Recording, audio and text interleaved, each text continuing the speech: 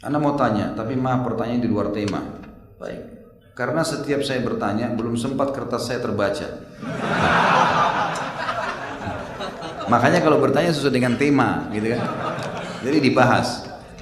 Dan mulai sekarang kita harus sepakat dulu ya, jangan banyak bertanya. Amalin aja ilmu itu.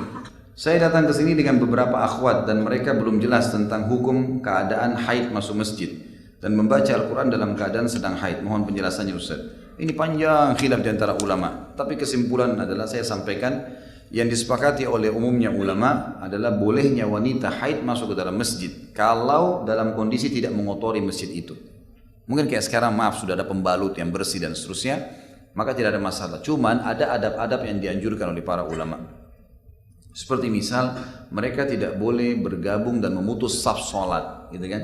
Karena mereka tidak ikut sholat. Maka akhwat-akhwat kita ini kalau hadir majelis ilmu dan darurat dia masuk masjid karena majelis ilmu, maka dia mereka duduk di posisi-posisi tertentu di pinggiran masjid yang tidak mengganggu musalliyat yang lain ya. Itu yang sholat yang lain. Allahu a'lam, itu yang saya tahu. Kalau masalah membaca Al-Quran dalam kondisi haid ini jelas, karena Allah menyebutkan tentang haid itu adzan, kotoran, najis, gitu kan? Semua suami dilarang untuk menggauli istrinya pada saat haid.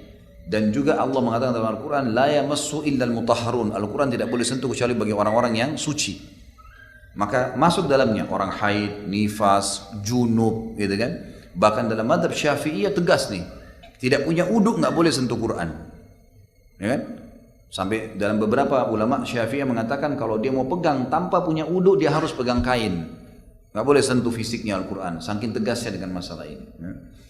Jadi kesimpulannya adalah kalau lagi haid, nifas, ini tidak boleh menyentuh fisik Quran kalau murni Al-Quran. Termasuk Quran dan terjemahannya. Yang terjemahan masih masuk dalam Al-Quran.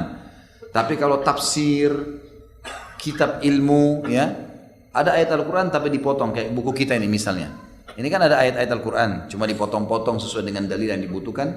Atau tafsir, sudah masuk perkataan-perkataan, statement-statement para ulama. Ini semua tidak ada masalah.